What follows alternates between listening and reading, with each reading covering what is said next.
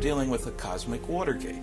That means that some few people within the governments of the United States, Canada, Britain, and undoubtedly other countries have known since July 1947, when at least 2 crashed flying saucers and several alien bodies were recovered in New Mexico, that indeed some UFOs are extraterrestrial spacecraft.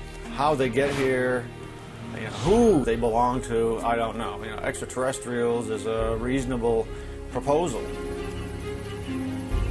I think that undeniably we have been and are being visited, but quite what their motives are and quite what's going on, the jury's still out on that one.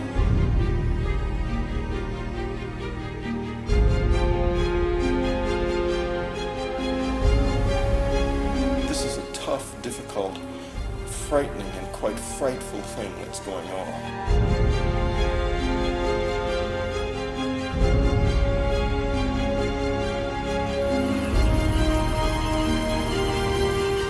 Talk to other people that have been abducted, and they're going to tell you about the fear. And the fear never goes away, ever. It will be with you till the day you die. I saw these creatures standing over me. I just flipped out. I flailed back with my arm, the 2 that were standing closest to me, and knocked them away from me. I saw these dreadful figures around me, little stocky figures that had, among other things, a needle stuck into the side of my head. It was absolutely terrifying.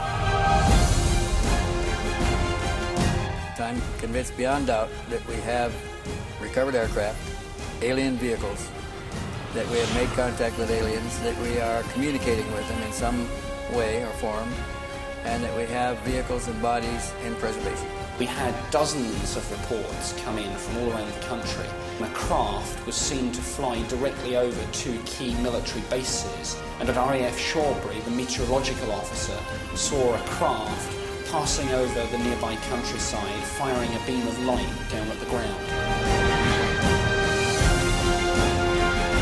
I think it's possible they're flying discs, absolutely. If it's 1 out of 10,000 is the real thing, that's enough for me.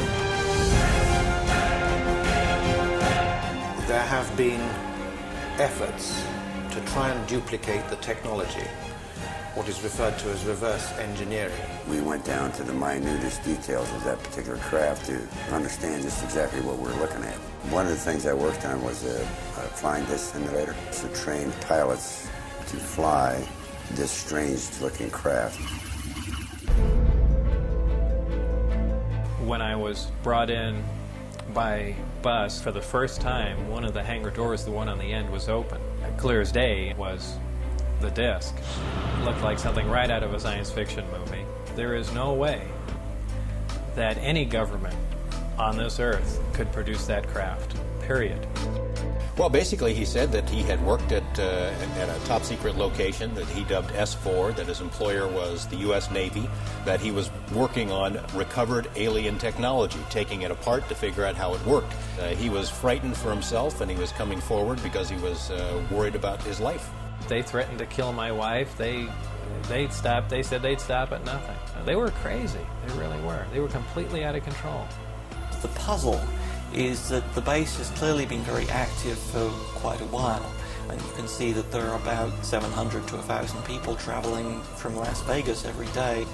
So essentially the bulk of what has gone on there in the last 10 years has not emerged from the black. The whole aim of the project was to take these craft and try and duplicate its systems and subsystems with earthly materials. Some of the things that are being developed today are of such a revolutionary nature and still very secret that when they are seen from time to time, that they could be mistaken for what people think are UFOs. Dark Star is a very unusual looking aircraft. It has a saucer-shaped body. If you see the aircraft kind of edgeways on, it'll look more like a saucer or a disc shape. There's programs that they're working on today that are 50 years ahead of anything that you and I could even conceive of. That may never see the light of day.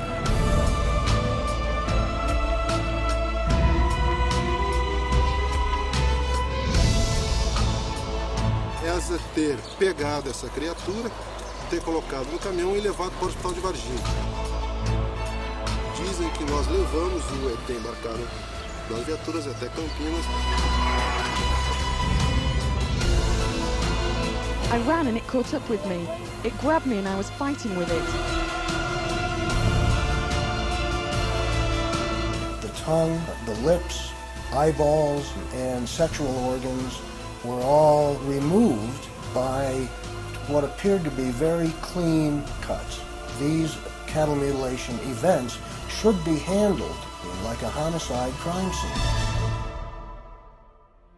Is the government ever going to say, you know, we've been lying to you for 40 or 50 years? Not a chance. I think that too many people's butts are on the line with this, that they lied to us too long, that they have perpetuated disinformation schemes on the American public, probably on the British public. Or I believe they'd stage an event.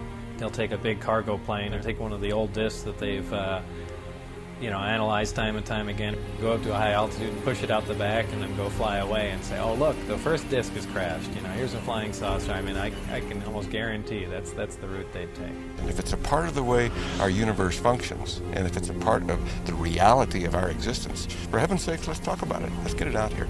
There might have been reason 40 years ago to believe that people couldn't handle the idea of alien visitation. I don't think that's true anymore. I think we're far more sophisticated now. Whoever they are, wherever they came up from, whatever they're doing, other intelligences are messing around on our planet.